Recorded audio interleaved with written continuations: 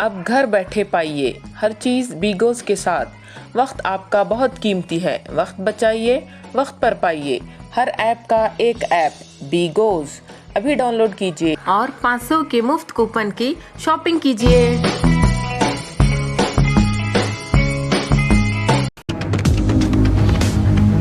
स्वागत है आपका बी न्यूज नेशन में। मैं हूं आबिद हुसैन शेख। बीजापुर में हाईटेक चोरों का कमाल। बीजापुर शहर के गुरु लक्ष्मी नगर इलाके में घर के आंगन में बांधे हुए गाय के बछड़े को कार में आकर हाईटेक चोरों ने गाय के बछड़े को बड़े शातिर तरीके से कार में डालकर ले गए। ये सारा नज़ारा सीसीटीवी में हुआ है कैद। घटना जलनगर पुलिस थाना इहाते में घटी है।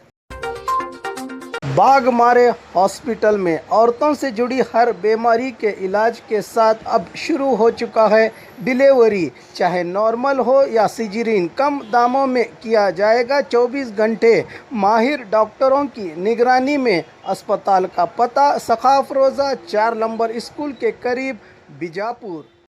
और ख़बरों के लिए देखते रहिए बी न्यूज़ नेशन।